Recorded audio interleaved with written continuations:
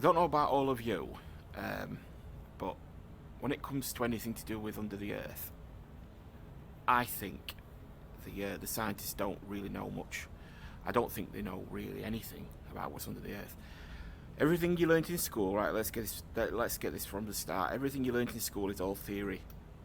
None of it is proven.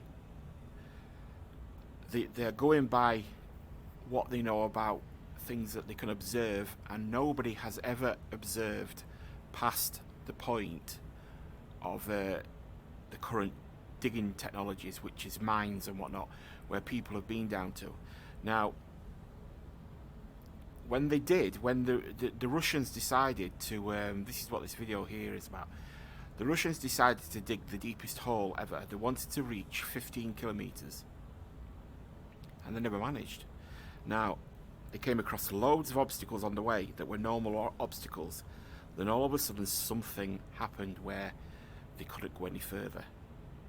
And there's no clear reason for that. The drill broke, which they managed to replace and carry on drilling. But once they carried, and I mean they actually doubled the time to get back to where they were before, because they had to, once they drilled the hole and the drill broke, you've got to think the people who were drilling were on the ground about 11, 12 kilometers above where the drill is underground. Now to them, they thought the drill just broke. It wasn't meant to. It was designed not meant to. Bleh.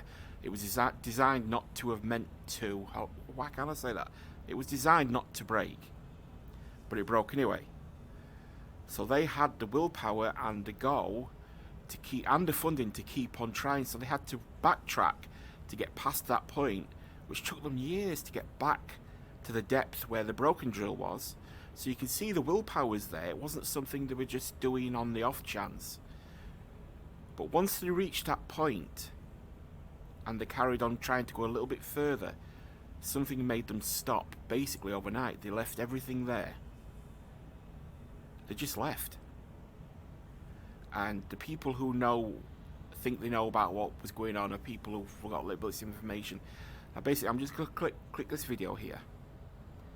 Район Печенги был избран одним из 4 мест в Советском Союзе, причем не обычную, а сверхглубокую. We have been shown diagrams about the interior of the Earth all the way to the core.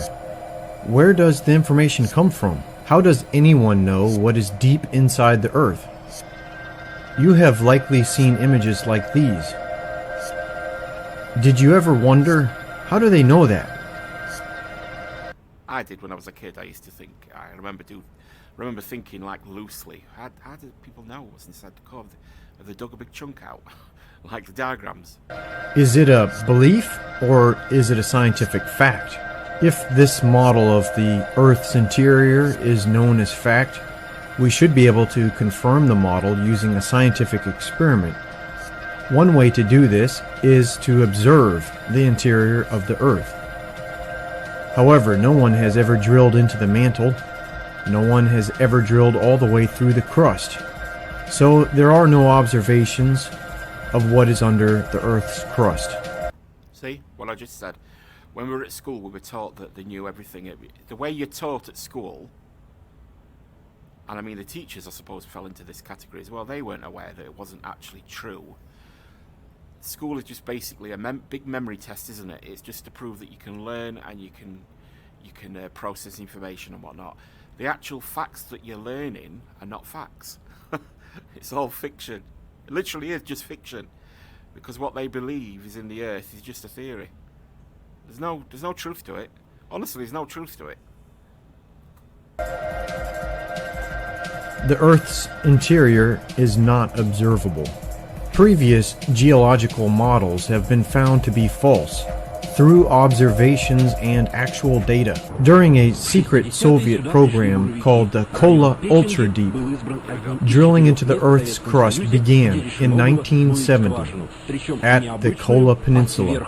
After years of drilling, by 1983, the Soviets managed to drill 12 kilometers deep. But once they reached the 12-kilometer mark, they got stuck.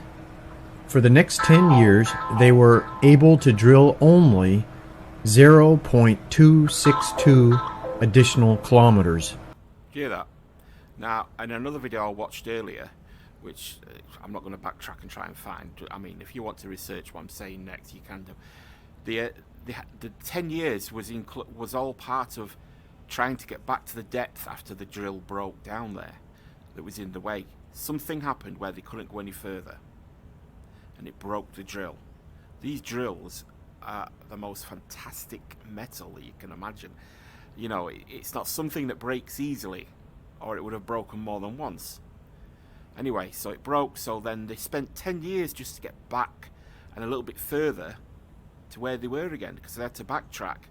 If you can imagine, you have to go higher up the hole again to clear the breakage, because having to drill through that would just break another drill bit, because it's the same material, isn't it?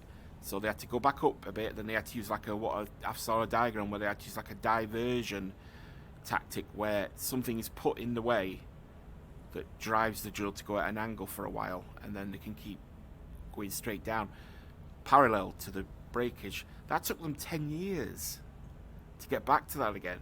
They were serious about this, and for them to come so far and not reach their goal, you know, and not, something really happened.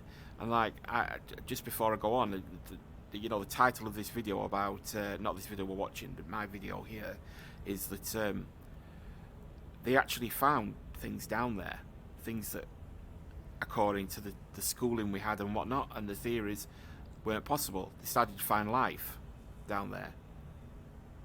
Okay? And the type of life they were finding was life that was far too complex for it not to be overlooked. And I mean, when you go down to the bottom of the sea, well, not you, but when people have gone down to the bottom of the sea in their rovers and whatnot, and they've seen life that clings, it's got no food down there, it's got nothing, but it clings to, well, it has got food, but the life has adapted to live off of alternate energy sources. And you find life clinging to the sides of these, is it geysers? Where, you know, the volcanic splits in the Earth's crust where it comes, there's all this heat coming through. You've got life living off of all that, and it literally lives off of the energy coming from that. Life can find a way to, doesn't have to. What I'm trying to say is, the life that we know needs food. There is life that we've found that can live off of heat. You know, and trees and plants live off of the sun and water. Okay, and their main argument for saying life shouldn't be down under the earth is because there's no food. Well, we've already proven we've got life all around us that doesn't live off food. It lives off of alternate energy sources. You know, plant life, things like that. You know, what do they call it? Photo. You know, with the leaves when it takes in energy from the sun and all that. That's the main power source for plant life. So there's got to be other life forms that live off different energy sources. Now, as this video goes on, which I'm going to press play in a second, they find that when they were reaching this area where they stopped and fleed the side, it was getting hot. You know, it was getting really hot. Now, that type of heat can is an energy source. Like I'm saying, something happened. Right, let's go on. Into the Earth's crust. They could not get past the 12-kilometer mark. The drilling program suffered accidents and technical setbacks that prevented them from ever reaching their goal. Yeah, but they spent 10 years to get past one accident, and then, you know, there's no mention of any other accidents. That they just it all work stopped. That's ridiculous. It's like spending most of your life building half a shopping centre as your empire, and you spent all your life, and all of a sudden you get halfway through or near the end and you go, oh, I'm bored, and you give up. That's what they're expecting us to believe. No, something happened. Something happened. Major happened. The Kola Ultra Deep program had originally planned to drill 15 kilometers deep, but they quit when they reached 12 kilometers. The drilling program made some scientific discoveries that disproved previous geological models of the Earth's interior. Yeah, that total disproving of what the theories were of the Earth, which is understandable because it's all theory, isn't it?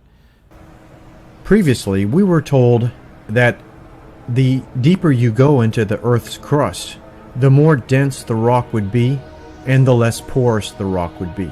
If the rock is less porous, it means there's less holes in it, less places for water to go.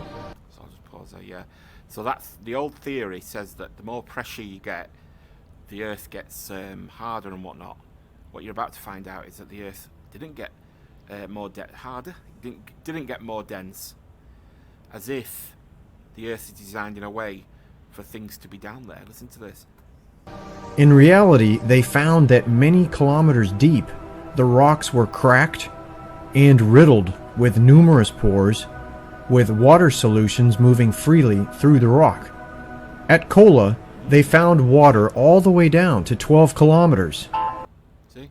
And what does plant life, just using one type of life that we know of that doesn't need food, it lives off the sun and water.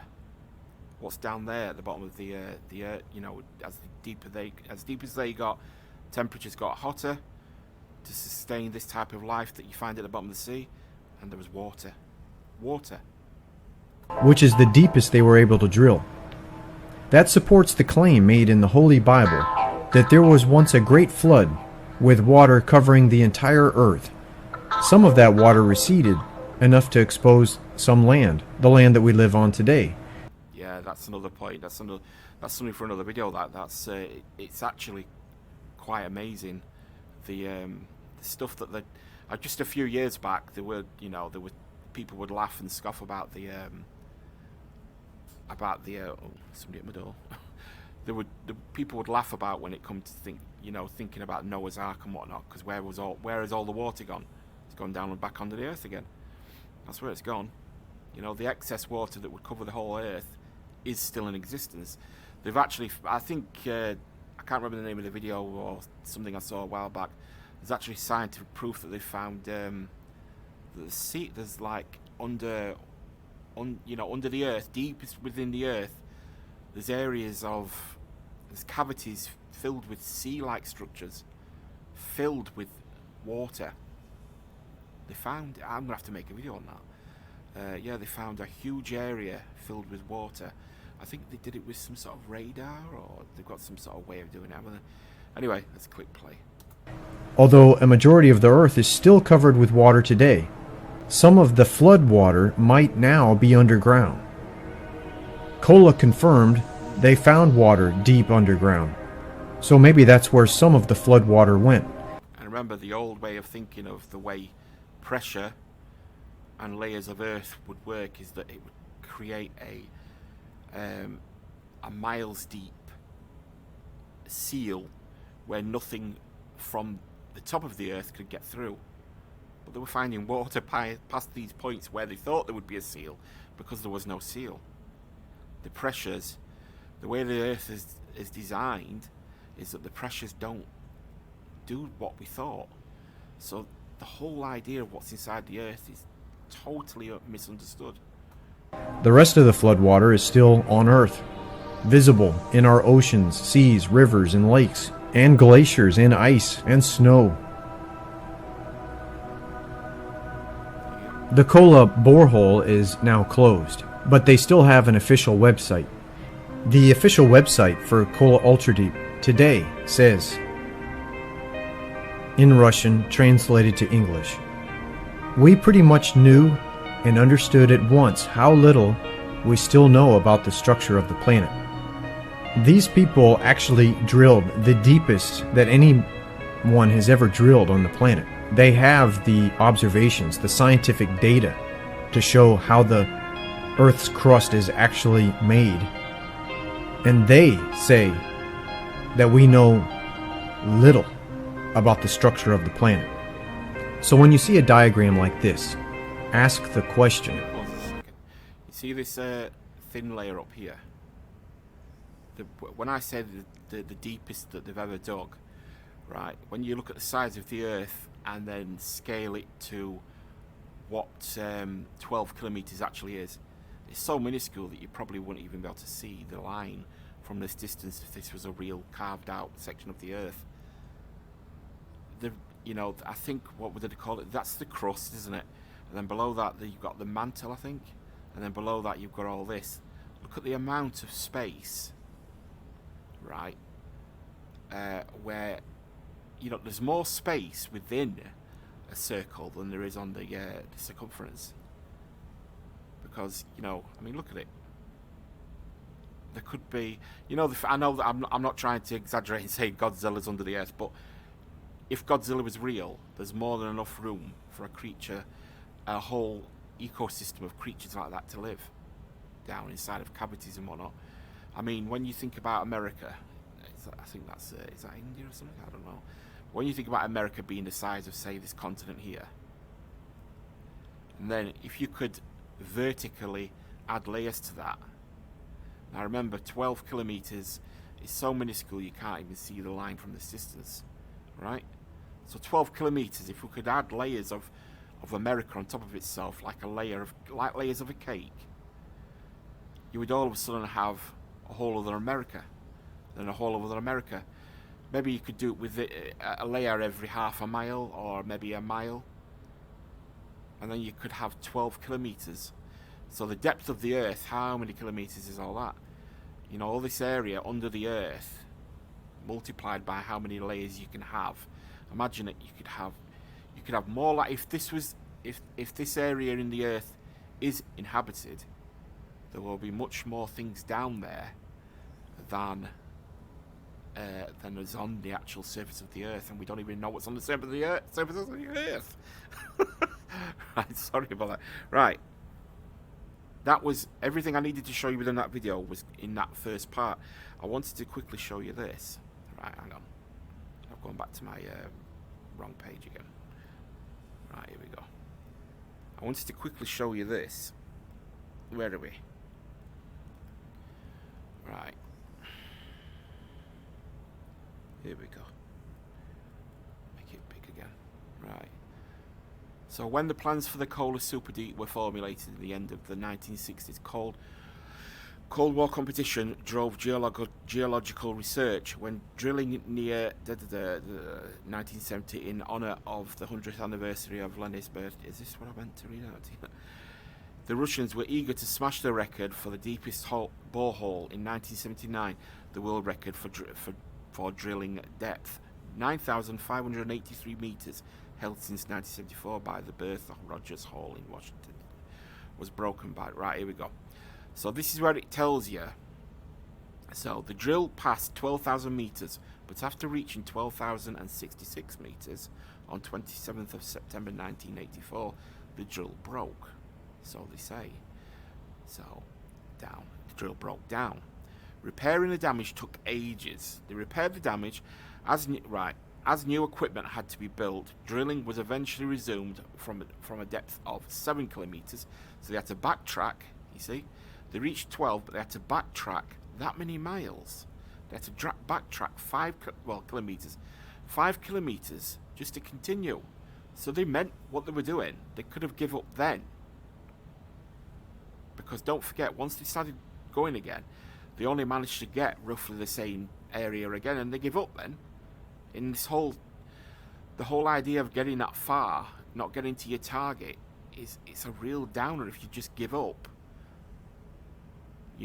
So right, depth of 7 kilometers, but slow progress over subsequent years, 10 years, can also be attributed to the difficulties they encountered drilling at such great depths. Difficulties they encountered.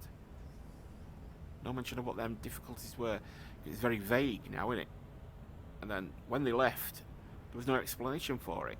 Honestly, there's no official explanation for it. So hang on. Is this the one? Is this the... That's a bit big. Right.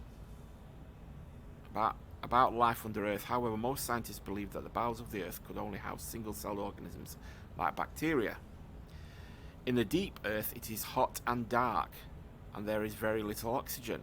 Since when has that been needed for life? We have life deep down in the sea, very bottom of the sea, near these geysers. These, I think that's, I'm not sure, but the lava jets, where, you know, there's very little except energy from the lava, and yet there's life spread out all around them things. Right, there is also not much food down there. Like I said, since when has plants needed food? They live off the sun and they live off the earth. You don't see a plant running to the shop for a sandwich here. There is also not much food down there, so any animal making its home in the belly of the earth would struggle to get a decent meal. So that's what I'm saying. Look, however, most scientists believed that the bowels of the earth could. It's like the scientists, a bit backwards. They know about how life can adapt to things. I mean, we've got worms that we found in. No, we haven't got worms, but the scientists found worms inside of that live inside of the icebergs. I think you'll know what I mean if you Google it. There's worms that live burrowing through the ice, and when you take these worms out, they basically dissolve, they melt into fluid. They can only, they live in the ice. They burrow inside the ice. How amazing is that? There is also not much known. Right, here we go. One scientist, though, differently. Right, I can't pronounce his name. Gaetan Borgony was previously at the University of Ghent, Extreme Life in Belgium. He was convinced that one animal could survive deep down in Earth's crust. A nematode worm. You see, now a worm is a complex life form, even though you don't think it is.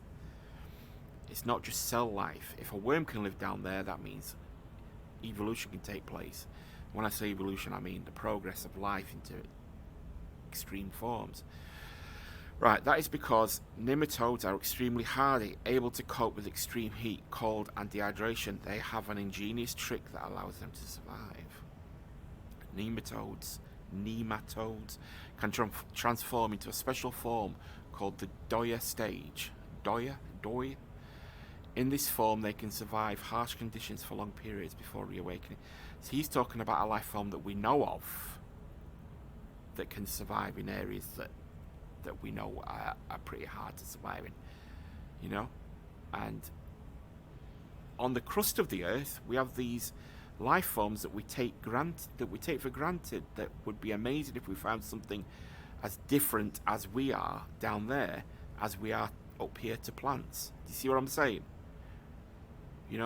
On the surface we have insects, then we have mammal life and whatnot. How different are they? That's on the surface.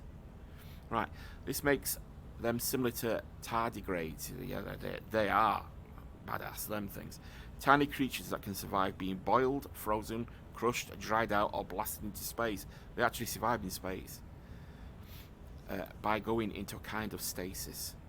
They flourish, these things, and I tell you what, if one of them was the size of a dog, you'd run for your life. They're horrific looking. They've got like all these limbs and everything. Right. In the Doya stage, the nematode goes into stasis and its metabolism slows. The stage is triggered by a pheromone and occurs when blah blah blah. Yeah, okay. Nematodes in the Doya state are right. Nematodes are popular. Stop talking about the bloody nematodes already. Right. Borgony decided to look for himself, but skeptical grant holders denied him funding, so he teamed up with Tullis Onstott of Princeton University in New Jersey, who also believed that nematodes could exist in the ground. Right, the pair used money from their own savings to travel to South Africa. See what I mean? These intelligent guys, spending their own money just to see if there's a worm down there. There's other reasons, but when you're in this academic arena and you've all got certificates and letters after your names, you can't go around talking about what you imagine would be down there. Right, they chose South African mines because they are the deepest accessible ore mines All miners have drilled to depths of more than 2 miles, 3.2 kilometers, or so researchers can access Earth's hidden subterranean world. Bogoni began searching the hot and humid mines for life. He took samples of water, which had previously drilled into the rock by geologists, to check for gas and water pockets ahead of it. He then filtered the water, searching it for life. When he looked under a microscope, he found lots of little worms. The first animals discovered this deep underground. See what I mean? It was full of life down there. You know? And there's no Burger King down there. There's no way of animals... where did they get their food from? Alternate sources of energy. Right. Before this, nematodes were only known to live a few dozen feet, tens of meters underground. This video shows the conditions in which the nematodes are living. The next step was to show that the worms originated in the mine and had not been accidentally brought in on miners' shoes, which is ridiculous. I know they've got to prove it. I know they have, but they know they were down there, or through other contamination. To do this, Bogoni spent a year testing of water using mining operations. He also searched the soil near the boreholes. He had found no worms in the mining water, demonstrating that nematodes were not coming into the mine from above. The nematodes in the soil belonged to different species. He also demonstrated that the worms preferred to munch on the bacteria that live in the mine. They've adapted and they prefer the life of the mine rather than bacteria from outside, which suggested that the worms were well established in the mine. See what I mean? Right. So, basically, I could carry on reading that, but what I'm going to finish this with is, I've always thought there's things down there, and there's lots and lots and lots of stories about, there's always fake and there's always real. There's always a percentage that's real when you hear these stories. There's lots of stories of cavers, of people who've gone underground and whatnot, and they've discovered areas where there's complex life forms, intelligent life forms, and the Chinese whisper thing makes you think that it's been warped a bit or changed, but when you hear the story, if the story started from truth and it's been changed a bit or it's been exaggerated, there's truth in there. Now, there was that one about the guy who shot what he called a grey, a grey alien, which, if it's under the earth, what is a grey alien? We don't even know. There's no proof of what grey aliens are or anything yet, but a lot of people talk about them. But anyway, yeah, there was a story about a guy who shot something down there. There was there's the story which I'm going to do a video about. I'm going to make sure you'll be about that's highly documented about the Iraqi American force that went out into the Iraqi desert, the cliffs and whatnot, to an area where another task force had been sent and they hadn't come home and they hadn't reported or anything. When they went out there, they discovered that they'd been eaten, and when they searched the cave, there was a giant in there. A giant, literally a giant, and they had to kill it. And the powers that be took this corpse of this giant and they hid it away. Now, I know that sounds very convenient, hiding it away. It's like the whole UFO thing, isn't it? Every picture we ever get of a UFO is blurred. Now, if they discovered a giant in these caves, who's going to go and report this thing? Who's going to be accountable for killing it? Who's going to be, the responsibility that is like a spectrum. People are going to have to be accountable for all sorts of things. There's going to be somebody somewhere who had the power to hide it away and say, we can't release this. This is going to cause too much anxiety amongst the public and amongst our superiors. Or maybe it was their superiors that chose to get... I don't know, anyway. But my point is, there's a lot we don't know. And I think, if you want my personal opinion, I think the reason they stopped drilling into the earth with this the Kola borehole is because they encountered something that scared them. Number one, it scared them. It didn't allow them to go any further. They had the technology to. They had the willpower. They had the they had the money. They had everything to keep on going, to reach their goal. And yet something scared them away. So, and you know what they've done with the hole? It's impenetrable now. They've capped it off with I think it's about half a foot thick metal cap, and nobody could fall down it. It's literally about the width of it's about the width of a football, and I don't even think a football would fit down it. Mind you, a football would probably fit down it snugly, and they do like people go out to have, it's a curiosity now, but nobody can actually see down the hole. There's no covering where you can look. There's no like cage or anything. It's been capped off. There's no way of anything getting in or out. But that's my opinion on this thing anyway.